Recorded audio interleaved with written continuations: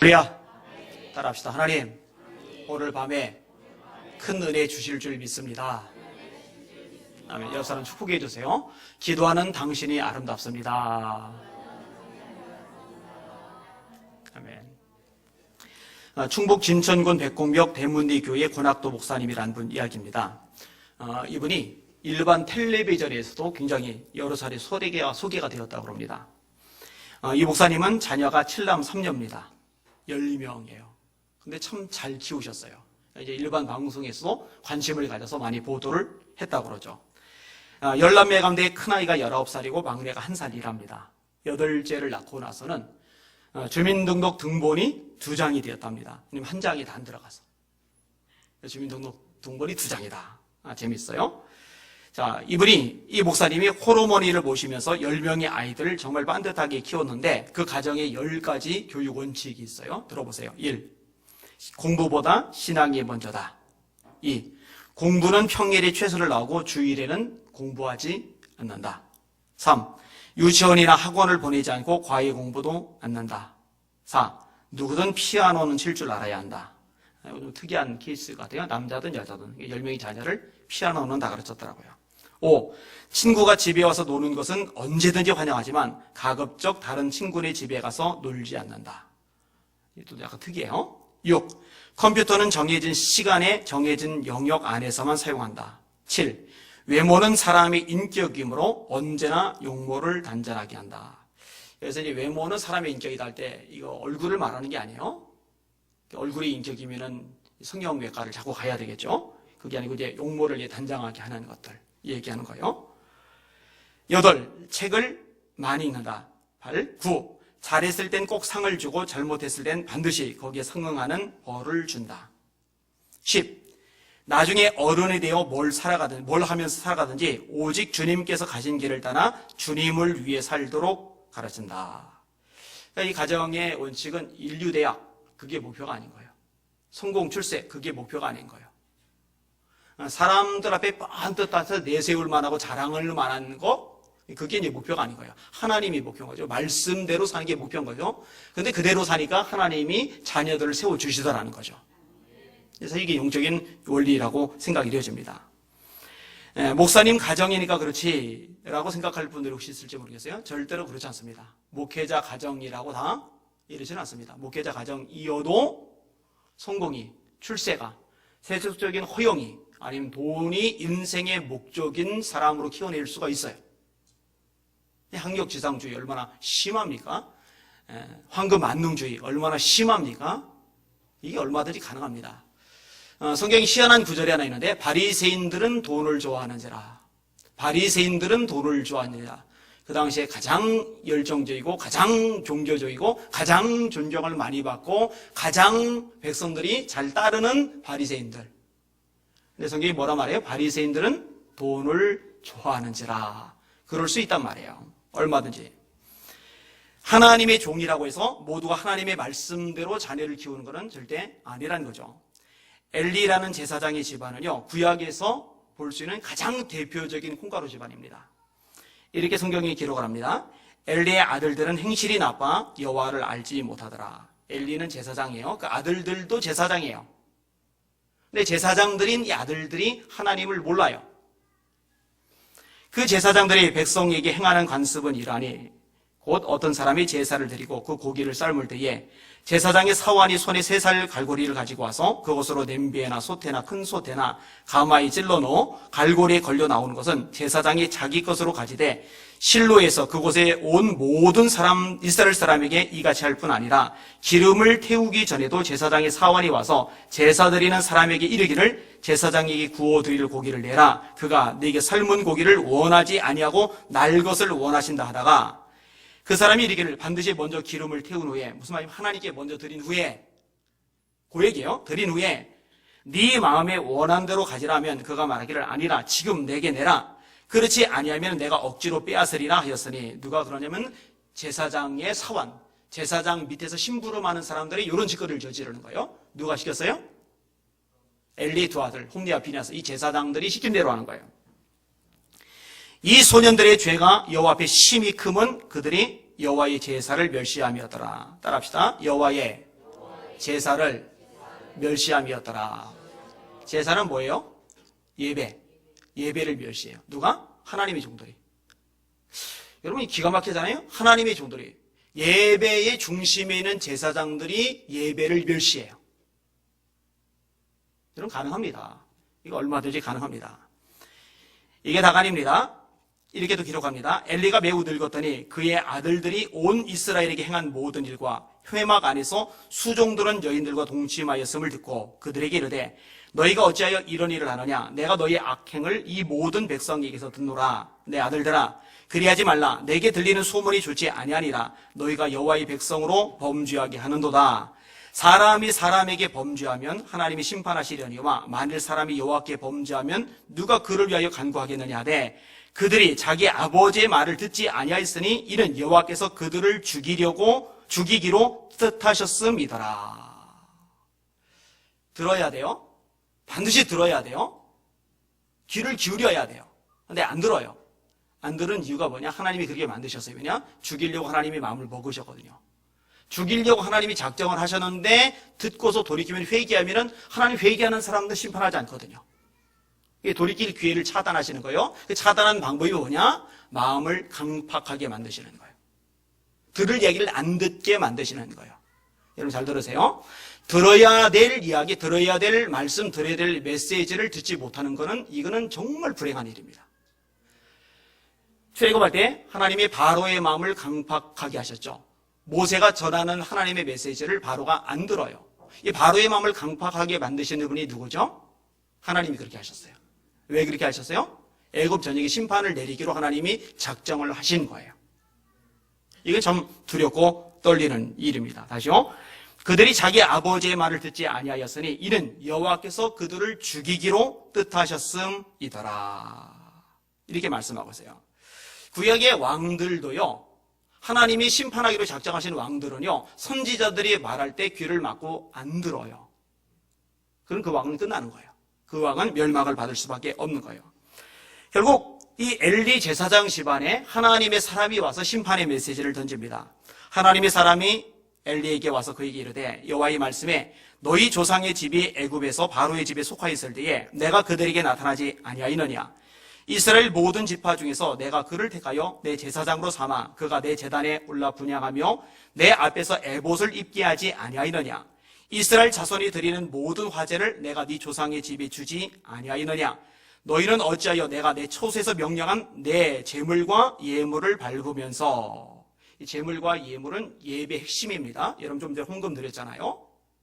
그죠? 이 구약에서는 모든 예배는 예물이 들어가게끔 되어 있어요. 근데 그를 밟았대요. 그러니까 예배를 멸시했다는 얘기예요.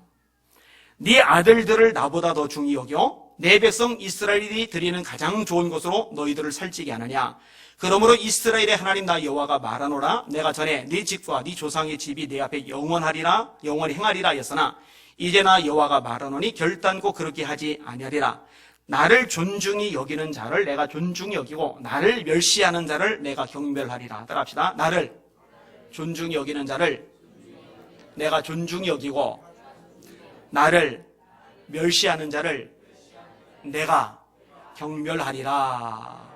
이게 이제 예배하고 관련돼요. 오늘 주제도 예배하고 관련이 되고 있어요. 보라, 내가 네 팔과 네 조상의 집 팔을 끊어 네 집에 노인이 하나도 없게 되는 날이 이를지라. 이스라엘에게 모든 복을 내리는 중에 너는 내 처소의 환난을 볼 것이요 네 집에 영원토록 노인이 없을 것이며. 다시 말해 젊은 나이에 다 요절한다는 얘기예요. 그 다음에 이스라엘 민족 전체가 복을 받을 때도 이 엘리 제사장 집안 사람들은 그 복하고 전혀 상관없어질 거란 얘기예요.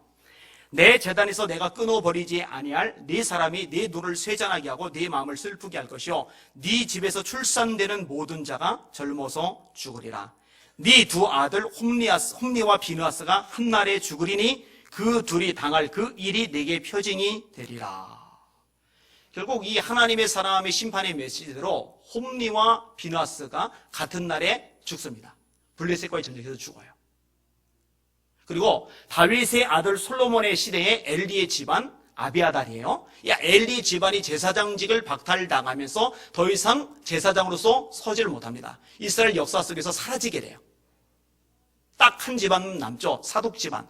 이 사독이란 집안에서 신약의 사두개인이 나와 있어 신약에 나오는 제사장들은 전부 다 사두개인 사람입니다. 엘리 후손들은 없어요. 한 명도. 하나님이 심판을 내리셨기 때문입니다. 제사장 집안인데 신앙적인 면에서 콩가루 집안이고 말 그대로 쑥대밭이 되었어요. 제사장 집안임에도 불구하고 하나님을 경외함이 없었어요. 하나님을 멸시했어요. 그리고 그에 대한 대가를 철저하게 지불해야만 했습니다. 오늘 설교 제목 조금은 불편할 수 있는 제목입니다. 따라합시다. 하나님을 멸시하면 망한다. 한 번 더요. 하나님을 멸시하면 망한다. 아멘. 구약 성경 가장 마지막 성경인 말라기. 그 말라기의 첫 번째 장인 1장에 나오는 내용입니다. 하나님을 멸시하면 망한다. 자, 하나님을 멸시하는 제사장들의 모습이 있어요.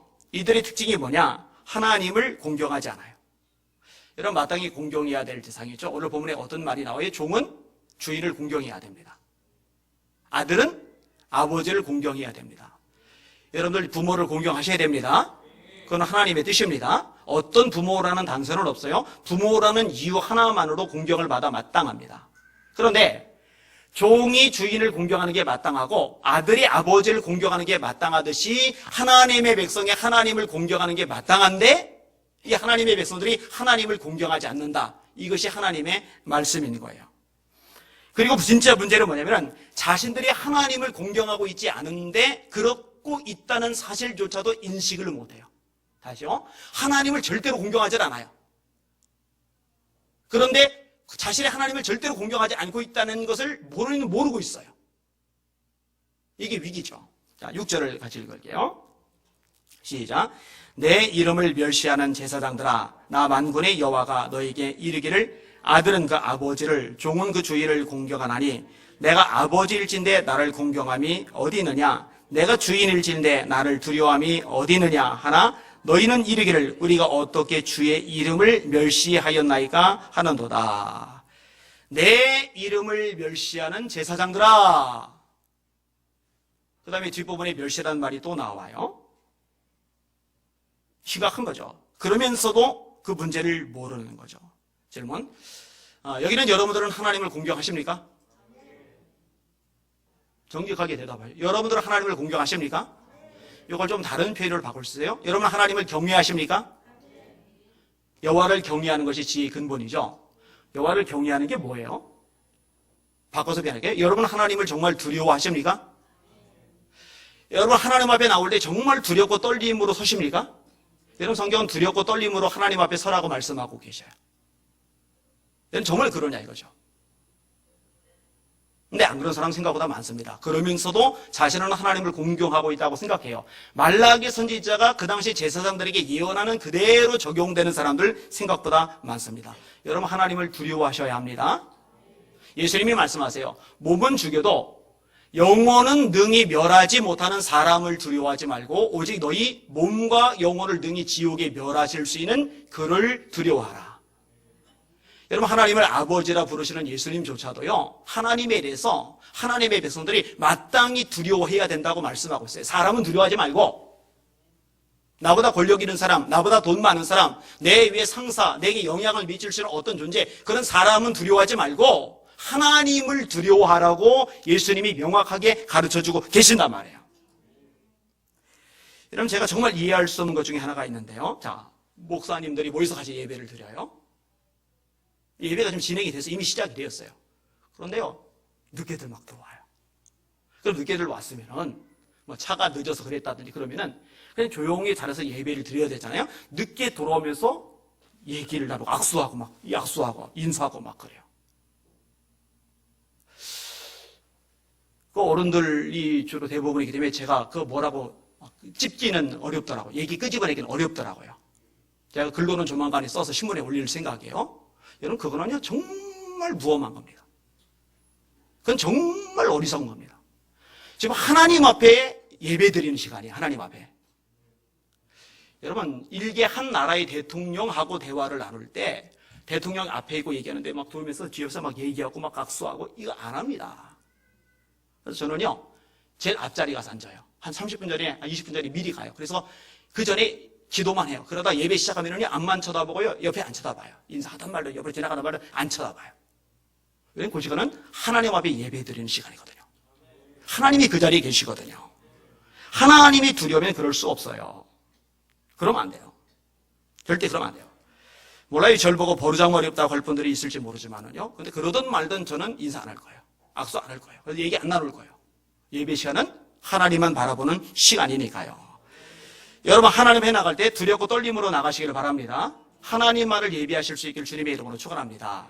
여기 지금 제사장들에게 하는 말인데 사실은 이제 여러분들이 제사장들이죠. 베드로전서 2장 9절입니다. 너희는 택하신 족속이요 왕 같은 제사장들이요 거룩한 나라요 그의 소유된 백성이니 이는 너희를 어두운 데서 불러내어 그의 기이한 빛에 들어가 계신 자의 아름다운 덕을 선전하게 하려 하심이라. 하나님을 공경하시길 바랍니다. 하나님을 경외하시길 바랍니다. 하나님을 두려워하시길 바랍니다. 그렇게 되실 수 있기를 주님의 이름으로 축원합니다. 여호와를 공경하는 부분. 그 다음에 어떤 부분 때문에 하나님을 멸시한다고 이야기하느냐? 이유가 있어요. 하나님께 더러운 떡을 드리는 거예요. 더러운 떡. 자, 7절과 8절을 같이 읽어볼게요. 시작. 너희가 더러운 떡을 나의 제단에 드리고도 말하기를 우리가 어떻게 주를 더럽게 하였나이까 하는도다. 이는 너희가 여호와의 식탁은 경멸히 여길 것임이라 말하기 때문이라. 만군의 여호와가 이르노라. 너희가 눈먼 희생 제물을 바치는 것이 어찌 악하지 아니하며 저는 것 병든 것을 드리는 것이 어찌 악하지 아니하냐. 이제 그것을 너희 총독에게 드려보라. 그가 너를 기뻐하겠으며 너를 받아 주기느냐. 그래서 더러운 떡이라고 됐어요. 떡인데 더러운 떡. 아니 그럼 떡에 똥 묻었나? 떡을 그냥 딱 바닥에 떨어뜨려서 막 흙먼지가 막 묻어버렸나? 그게 아니에요. 하나님 앞에 더러운 떡이라는 거죠. 그리고 이 떡이란 말, 이 본문에서의 떡이란 말은 말 그대로 떡만이 아니라 하나님께 드린 모든 예물을 총칭해서 표현하는 겁니다. 그 뒤에 이어서 설명이 나와요. 어떻게 설명 나와요? 너희가 눈먼 희생 제물을 바치는 것이 어찌 악하지 아니하며 저는 것, 병든 것을 드리는 것이 어찌 악하지 아니하냐. 여러분 잘 들으세요. 하나님 앞에 드릴 때는요, 최고 좋은 걸 드리는 겁니다. 하나님 앞에 드릴 때는요, 최상의 상태로 드리는 겁니다. 여러분 헌금을 드릴 때도 마찬가지입니다. 쓸 거 다 쓰고 남는 짜투리 드리지 마시고 하나님께 드릴 것을 제일 먼저 띄워놓고 나머지 것으로 사세요. 그게 옳아요. 여러분 하나님께 드리는 시간도 우리의 몸도 우리의 인생도 마찬가지입니다. 내 볼일 다 보고 누릴 거 다 누리고 할 거 다 하고 나서 여유가 남을 때 그 시간 가지고 예배드리면 절대로 안 돼요. 하나님 그렇게 하찮은 정말 별 볼 일 없는 가벼운 하나님이 아니십니다. 하나님은 우리의 최상의 것을 받으셔야 마땅한 아버지이십니다. 잊지 마시길 바랍니다. 얼마나 이 말라기 선지자가 노골적으로 끄집어내냐면요, 그런 식으로 하면은 세상 권세자들도 안 받는다는 겁니다. 니들 드리는 거 니네 총독에게 드려봐라. 총독이 받겠냐? 차라리 안 드리는만 못하다 이거죠. 문제는요, 지금도 그런 식으로 예배를 드리는 일들이 많다는 겁니다. 여러분 제가 계속 가르치는 내용들이 있어요. 예배 전에 미리 와라. 미리 와서 기도로 예배를 준비해라. 미리 와서 기도로 예배를 준비해라. 그리고 하나님 앞에 예배를 드려라. 할렐루야. 확인해 볼까요? 오늘 예배 시간 전에 미리 와서 기도로 예배 준비하시는 분들 한번 손 들어보세요. 좋아요. 안 되신 분들은 다음 주부터 그렇게 하실 수 있기를 주님의 이름으로 축원합니다. 그게 습관화 되실 필요가 있어요. 습관화. 여러분 시장과의 면담 아니면 장관과의 면담 이것이 주어졌다. 이거는 뭐 거의 서민들에게는 불가능한 일이죠. 만날 수가 없죠. 선거철에 선거 앞두고서 악수할 때 빼고는 만나기가 어려워요. 근데 모처럼 이런 면담이 잡혔다. 그런데 세워라 내워라 늦게 가는 사람 없어요. 미리 가서 준비를 합니다. 반드시 그럴 수밖에 없어요. 만약에 습관적으로 늦는다면 만나주지 않을 겁니다. 이제 그것을 너희 총독에게 드려보라. 그가 너를 기뻐하겠으며 너를 받아주겠느냐. 여러분 이거 시간만이 아닙니다. 예배 드리는 태도도 마찬가지입니다. 여러분 예배 드릴 때 딴 데 보지 마세요.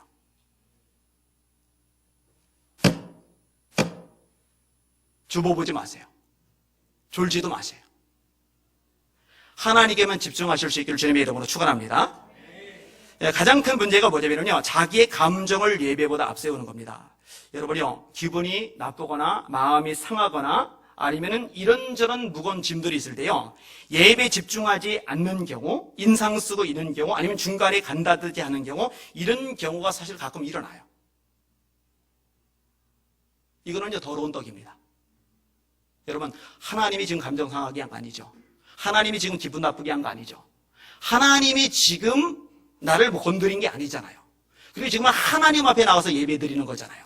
그러니까 하나님께만 집중해야 돼요. 세상 어떤 사건, 어떤 감정, 어떤 문제, 어떤 처지가 있었더라도 지금 이 시간은 하나님 앞에 나와 있는 시간이고 그분 앞에 예배하는 시간이란 말이에요. 이거 놓치지 마시기를 주님의 이름으로 축원합니다. 여러분, 그런 태도는요, 다 하나님을 멸시하는 겁니다. 근데 문제는요, 그걸 몰라요. 그 문제를 몰라요. 너희가 더러운 떡을 나의 제단에 드리고도 말하기를 우리가 어떻게 주를 더럽게 하였나이까 하는도다. 마음가짐이 문제가 돼요. 이는 너희가 여호와의 식탁은 경멸히 여길 것이라 말하기 때문이라. 하나님께 드리는 식탁은 경멸히 여겨도 돼. 이렇게 입으로 말하지는 않아요. 근데 마음으로 그런 생각을 가지고 있어요. 그러니까 이게 결정적인 계기가 될 때 그게 터져 나오는 거예요. 그건 안 돼요. 절대로 안 돼요. 하나님 기뻐하지 않습니다. 자, 이렇게 하나님을 멸시하는 자들이 받는 대가를 말라기 선지자가 아주 적나라하게 가르칩니다. 9절과 10절을 같이 읽겠습니다. 시작. 만군의 여호와가 이르노라. 너희는 나 하나님께 은혜를 구하면서 우리를 불쌍히 여기소서 하여보라. 너희가 이같이 행하였으니 내가 너희 중 하나인들 받겠느냐. 만군의 여호와가 이르노라. 너희가 내 제단 위에 헛되이 불사르지 못하게 하기 위하여 너희 중에 성전 문을 닫을 자가 있었으면 좋겠도다. 내가 너희를 기뻐하지 아니하며 너희가 손으로 드리는 것을 받지도 아니하리라. 자, 첫 번째로 어떤 것을 말씀하시느냐 따라합시다. 예배를 받지 않으신다. 예배를 받지 않으신다는 거예요. 그 예배 하나님 안 받으십니다. 너희 중에 성전 문을 닫을 자가 있었으면 좋겠도다. 성전 문을 왜 닫을 자가 있으면 좋겠다고 말씀하실까요? 예배를 아예 못 드리게. 성전문을 걸어 잠그면 예배들이 못 들어올 거 아니에요. 그죠? 하나님 말씀이요. 성전문을 누가 닫아버렸으면 좋겠다. 그래서 예배드리다 아무도 안 들어왔으면 좋겠다. 하나님이 그렇게 말씀하시는 거예요. 왜? 헛된 예배라서. 너희가 내 제단 위에 헛되이 불사르지 못하게 하기 위하여 라고 말씀합니다. 구약의 예배는요, 전부 다 제물을 불사르는 예배입니다. 번제, 화목제, 속죄제, 속건제, 소제. 이 5가지 제사가요, 하나도 빠짐없이 다 하나님께 불을 살라야 돼요. 바로 그 얘기예요. 너희가 내 제단 위에 헛되이 불사르지 못하게 하기 위하여 성전문을 닫았으면 좋겠다. 그렇게 예배를 드리는데 그 예배는 헛되다. 어차피 하나님이 받지 않으시는 예배다 라고 말씀을 하시는 겁니다. 여러분, 이거는 엄청난 얘기입니다. 왠지 아세요?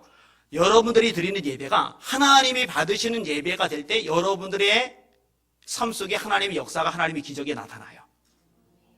할렐루야. 깨달으시길 바랍니다. 여러분의 예배가 하나님 앞에 응답으로 올라갈 때 여러분 인생에 하나님의 축복이 임합니다. 사무엘이 지도자가 되고 나서 첫 번째 한 일은 백성을 기도하게 하는 일이었어요. 제가 읽어드릴게요. 사무엘이 이스라엘 온 족속에게 말하여 이르되 만일 너희가 전심으로 여호와께 돌아오려거든 이방 신들과 아스다롯을 너희 중에서 제거하고 너희 마음을 여호와께로 향하여 그만을 섬기라. 그리하면 너희를 블레셋 사람의 손에서 건져내시리라. 이에 이스라엘 자손이 바알들과 아스다롯을 제거하고 여호와만 섬기리라. 사무엘이 이르되 온 이스라엘은 미스바로 모이라. 내가 너희를 위하여 여호와께 기도하리라 하매 그들이 미스바로 모여 물을 길어 여호와 앞에 붓고 그날 종일 금식하고 거기에서 이르되 우리가 여호와께 범죄하였나이다 하니라. 사무엘이 미스바에서 이스라엘 자손을 다스리니라. 참 멋진 지도자가 나왔어요. 사무엘. 다 모여라. 이 백성들도 참 멋있어요. 모이라니까 다 모여요.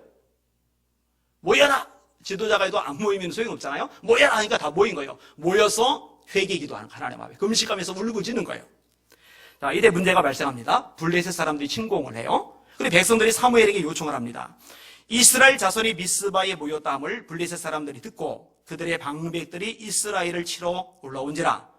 이스라엘 자손들이 듣고 블레셋 사람들을 두려워하여 이스라엘 자손이 사무엘에게 이르되 당신은 우리를 위하여 우리 하나님께 쉬지 말고 부르짖어 우리를 블레셋 사람들의 손에서 구원하시게 하소서 하니.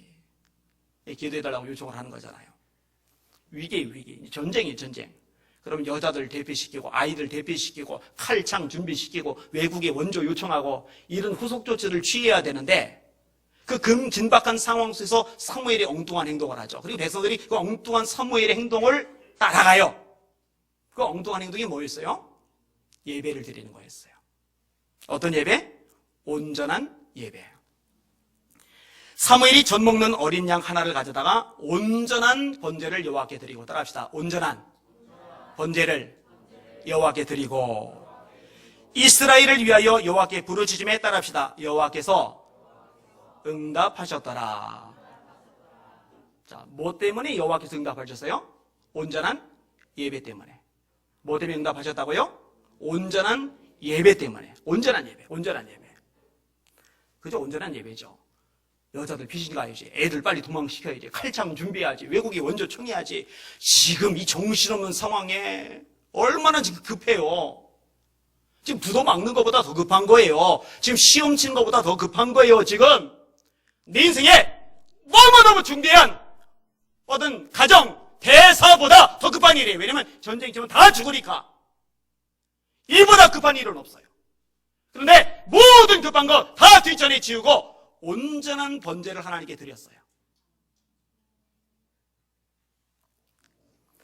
이렇게 기록합니다. 사무엘이 번제를 드릴 때에 블레셋 사람이 이스라엘과 싸우라고 가까이 오매 그날에 여호와께서 블레셋 사람에게 큰 우레를 발하여 그들을 어지럽게 하시니 그들이 이스라엘 앞에 패한지라. 할렐루야. 하나님이 이기게 하십니다. 하나님이 승리를 주십니다. 이보다 큰 복이 어디 있겠어요, 그죠? 여러분, 전쟁 같은 일들이 세상에 많잖아요. 여러분, 먹고 사는 문제도 전쟁입니다. 그죠? 여러분, 자녀 키우는 것도 전쟁입니다. 그죠? 여러분, 세상 살이 자체가 전쟁이잖아요. 이겨야 돼요. 지면 힘들어요. 고달퍼요. 비참해져요. 근데 이기는 비결이 뭐냐? 예배에 달렸단 말이에요, 예배. 예배에 달렸단 말이에요, 예배. 잊지 마시기를 축원합니다. 꼭 기억하셔야 돼요. 이스라엘 사람들이 미스바에서 나가서 블레셋 사람들을 추격하여 뱃갈 아래 이르기까지 쳤더라. 사무엘이 도를 취하여 미스바와 센 사이에 세워 이르되 여호와께서 여기까지 우리를 도우셨다고 그 이름을 에베네셀이라 하니라. 온전한 예배 하나로 일생 괴롭히던 대적들이 힘을 잃어버렸어요. 여러분, 선교제에 나가서 사역하는 선교사님들이 거기에 모이는 기독교인들하고 예배를 통해서 영적 전쟁을 치르는 일들이 있어요. 이게 역사 부흥의 자료들에 이런 것들이 많이 나와요. 아니, 거기서 그런다고 무슨 일이 일어날까? 근데 무슨 일이 일어나기 시작을 해요. 예배 능력이 있습니다. 예배 기적이 있습니다. 예배 역사가 있습니다.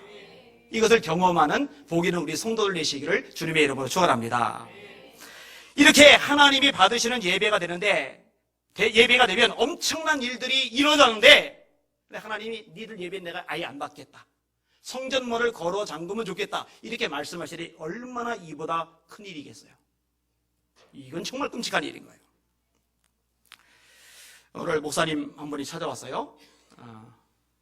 한 괜찮은 나한테 이사장으로 일을 하면서 미래 세대 살리는데 굉장히 역할을 잘하는 좋은 분이 오셨어요. 근데 그분하고 얘기를 나누다가 어떤 교수님에 대한 얘기가 나오는데 그 교수님이 한 교회에다가 이제 이력서를 넣으셨는데 이게 안 되셨어요. 근데 제가 그랬어요. 그 목사님 보고 안 되기를 잘했네요. 왜냐면 그 교회는 제가 가서 설교했던 교회거든요. 그런데요, 뉴타운 아파트 단지 앞에 거대하게 지어진 교회인데요, 예배가 죽어 있어요. 제가 갔다가 충격을 받았어요. 금요일 날인데 장로님들이 한 명도 안 나왔어요. 한 명도 안 나왔어요. 그래서 제가 그 부목사님한테 물어봤어요. 원래 그러냐? 그랬더니 원래 그렇대요. 당회를 마치고 잠시 후에 예배가 진행될 때조차도 당회 마치고 교인들이 막 예배 드리러 들어오는데 그 와중에 그냥 집으로들 간대요. 제가 쇼크를 받았어요. 쇼크를. 여러분, 그런 교회에 가서 무슨 목회가 되겠어요, 그죠? 그래서 안 가기를 잘했다고 제가 그 이야기를 끄집어냈어요. 제가 여러분에게 종종 가르치는 게 있어요. 여러분, 예배의 중심은 사람이 아닙니다. 예배의 중심은 하나님이십니다. 예배는 내가 감동을 받는지 안 받는지 이거 아니에요. 이거 절대 안 중요해요. 예배에서 정말 중요한 것은 내가 드린 예배를 하나님이 받으셨느냐 받으시지 않느냐, 이게 중요한 거예요. 내가 아무리 감동을 많이 받았고 너무너무 좋았어 라고 말을 해도 내가 드린 예배를 하나님이 안 받으셨다면 그 예배는 실패입니다. 내 감정과 전혀 상관없이 하나님이 내가 드리는 예배를 받으셨으면 그 예배는 성공입니다. 놓치지 마시기를 주님의 이름으로 축원합니다.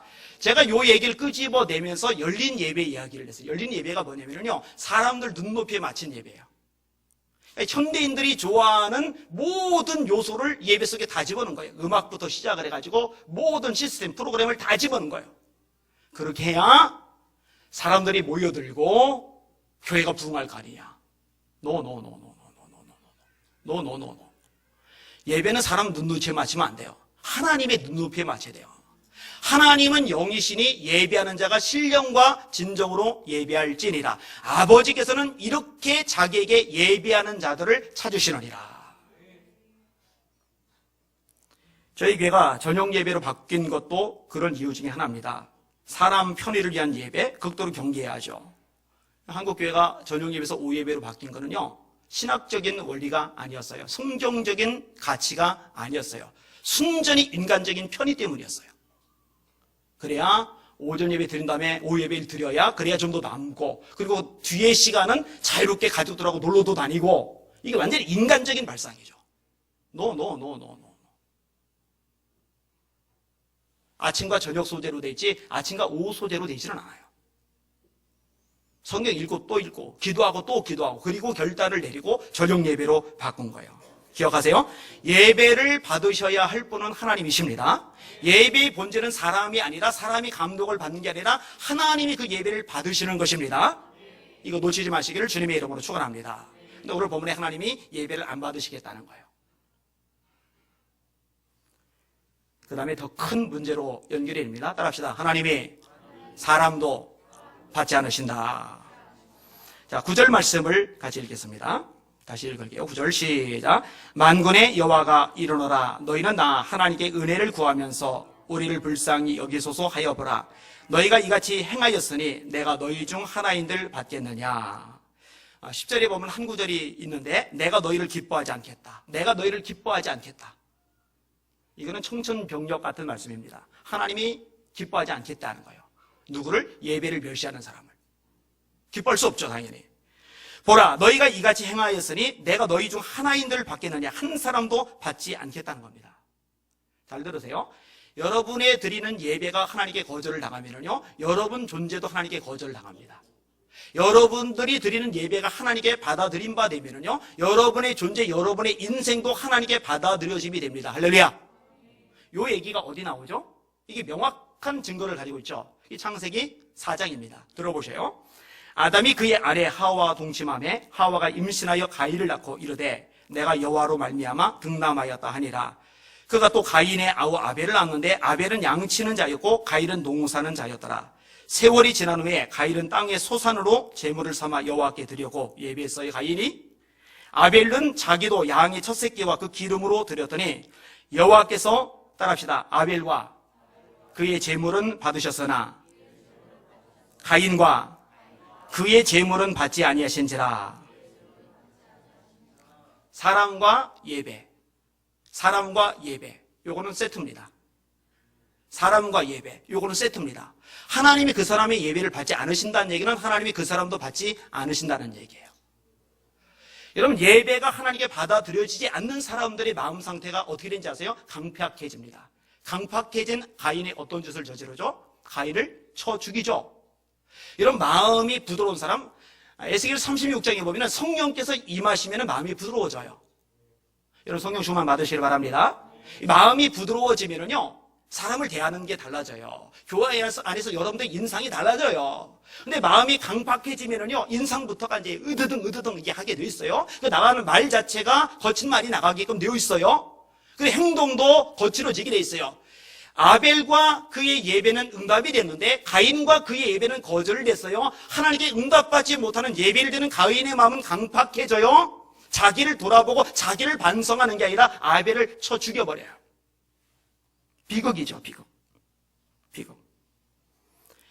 그리고 정말 중요한 것 중에 또 하나가 뭐냐면 기도 응답도 안 됩니다. 9절 다시 보세요. 9절 다시 보세요. 시작. 만군의 여호와가 이르노라. 너희는 나 하나님께 은혜를 구하면서 우리를 불쌍히 여기소서 하여 보라. 너희가 이같이 행하였으니 내가 너희 중 하나인들 받겠느냐. 하나님께 은혜를 구하면서 하나님 불쌍히 여겨주세요. 은혜를 구하면서 하나님 불쌍히 여겨주세요. 이런 은혜가 얼마나 중요한지 잘 아시죠? 은혜 정말 중요하죠? 자, 얼마나 중요하냐? 바울 서신에서 은혜가 빠진 서신이 거의 없죠? 좀 인용할게요. 고린도서 1장입니다.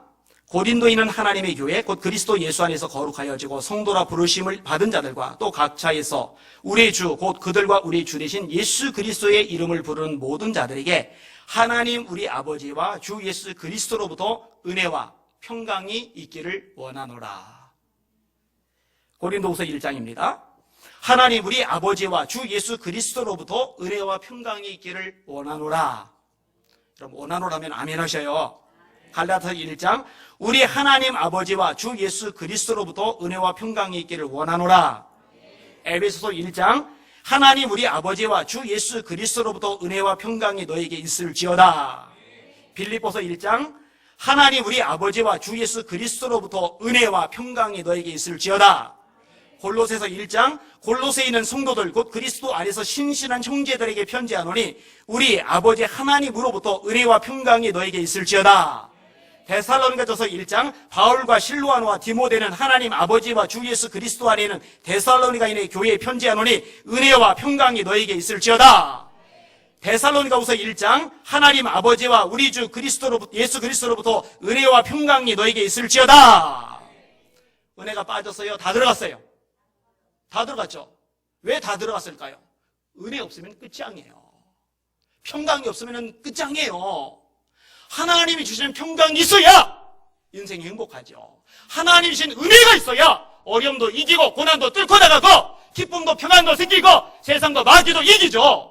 그래서 바울 사도는 너에게 은혜와 평강이 있을지어다 수없이 반복해서 또 하고 또 하고 또 하고 또 하고 앵무새도 아닌데 녹음기도 아닌데 계속 반복하는 거예요. 그만큼 중요한 은혜와 평강이란 말이에요. 그런데 오늘 본문에 뭐라고 말씀하세요? 은혜를 구하며 이르기를 우리에게 불쌍히 여기소서 해봐라. 소용없다. 그런 말 해봐라. 소용없다. 내가 너희 중 한 사람인들 받겠느냐? 안 받는다. 해봐라. 소용없다. 하나님이 은혜 안 주시겠다는 거예요. 안 주시겠다는 거예요. 누구에게? 하나님을 멸시하는 자들에게. 도대체 어떻게 하나님을 멸시했기에? 예배를 멸시했거든요. 여러분, 제가 굉장히 이게 간절히 기도하는 것 중에 한 부분이 그거예요. 제가 강단에서 계속 반복적으로 선포하는 메시지가 있어요.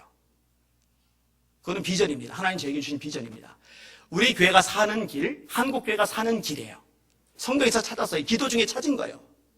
예배가 회복이 되면 예배가 살면은 여러분 가정 회복되고 살아날 겁니다. 예배가 살아나면 여러분의 사업하는 일도 살아나고 회복이 될 겁니다. 이 교회의 부흥도 하나님 역사하실 겁니다. 근데 만약에 이런 원리를 끝없이 가르치는데도 한 귀로 한 귀로 흘려버린다면 안 움직인다면 힘들어요. 너무너무 힘들어요. 너무너무 가슴 아파요. 이거는 우리 교회만이 아니에요. 한국교회도 마찬가지예요. 그 효성교회 부흥회를 인도했잖아요. 근데 강사비를 제가 안 받았다고 밥이라도 사주려고 안달이 난 거예요. 종교 안 받아요. 이번에 중국 가서도 안 받았어요. 다음 주에 신도 장로교회 집회인도 하는데 규모가 있는 교회인데 싸움이 벌어졌어요. 강사비 줄 요건이 안 돼요. 그 상관없으니까 괜찮다. 그래서 제가 부흥회를 다음 주에 인도하게 되는 거예요. 근데 사모님이 중보기도의 은사를 가졌는데 저를 보고 울어요. 계속 울어요. 천보상교회에서 만난 분, 중보기도의 은사를 가진 분이에요. 본사님이신데 하루에 적을 때 4시간, 많을 때 7시간 이상을 기도를 하세요. 저를 보더니 울어요. 이상하게 중보기도의 은사를 가진 사람들은요, 저를 보고 울어요. 한두를 봐야죠. 늘 울어요. 막 눈물이 막 줄줄줄줄 나요. 제 아내는 그 이유를 알죠. 제 속에는 영적인 아픔을 그들이 아는 거예요. 그건 깊이 기도하는 사람에는 몰라요. 한국교회 때문에 제가 얼마나 아파하는지. 여러분, 제가 얘기했잖아요. 제가 뇌종양 때문에 전날만 3번 위험하다고 해서도 저 살려주세요, 고쳐주세요, 한 번도 안 했다고. 한국교회 살려주세요, 그것만 가지고 울부짖었다고. 그런데요, 이런 얘기를 해도요, 여러분들이 깊이 기도하지 않으면 하나님이 제게 주신 비전이, 하나님이 제게 주신 마음이 여러분의 것으로 공유가 안 돼요. 깊이 기도하는 사람만이 그걸 아는 거예요. 그걸 알면 달라지죠. 예배 살아야 돼요. 한국교회가 옛날보다 건물이 안 좋습니까? 학력 수준이 떨어집니까? 경제 사정이 나쁩니까? 사회적인 지위와 배경이 없습니까? 국회의원 40%가 기독교인인데, 군 장성들 대다수가 기독교인인데, 사회 지도층, 도지사, 시장 등등 포함해서 압도적으로 기독교가 다 앞서는데, 그런데요, 예배는 죽어있는 말라기 시대와 같은, 기도는 사그라든 말라기 시대와 같은 이런 시대를 우리가 살아가고 있어요. 라오디가 교회를 향해서 주님이 말씀하십니다. 네가 차든지 더웁든지 하기를 원한다. 네가 이같이 미지근하여 차지도 않고 더웁지도 아니하니 내 입에서 너를 토하여 내치리라. 이게 세상 단체 보고 분여회 보고 한 얘기가 아니에요. 지자체 보고 한 얘기가 아니에요. 교회 보고 하신 얘기예요. 네가 차든지 더웁든지 하기를 원한다. 양자택일해라. 이렇게 미지근하면 토할 수밖에 없다라고 주님 말씀하시는 거예요. 사랑하는 여러분, 축복합니다. 하나님이 제게 주신 마음, 여러분도 헤아릴 수 있기를 주님의 이름으로 축원합니다. 하나님이 제게 주신 비전, 이 비전이 여러분에게도 공유가 되실 수 있기를 주님의 이름으로 축원합니다. 예배를 멸시하지 않는, 하나님을 멸시하지 않는 저 여러분들 되시기를 주님의 이름으로 축원합니다. 오늘 설교 제목이 뭐였어요? 따라합시다. 하나님을 멸시하면 망한다. 맞아요. 하나님을 멸시하는 중심에 핵심에 뭐가 들어있어요? 예배를 멸시하는 것. 정직하게 보자고요. 정직하게 보자요. 한국교회 예배 무너졌죠? 무너졌어요. 주일 오전 예배 드리는 인원 반타작, 반의 반타작, 반의 반타작도 안 돼요. 수요 예배, 금요 예배 다 무너졌어요. 오후 예배, 저녁 예배 다 무너졌어요. 이대로는 소망 없어요. 그래서 여러분들 모일 때마다 기도시키는 하나님, 한국교회 예배 부흥이 일어나게 하여 주시옵소서. 예수 믿는 게 예배 부흥이 일어나게 하여 주시옵소서. 예배가 살 때 다시 말합니다. 여러분도, 여러분 가정도, 여러분의 하는 일도, 한국교회도, 이 대한민국도 살아날 것입니다. 아멘. 기도하겠습니다.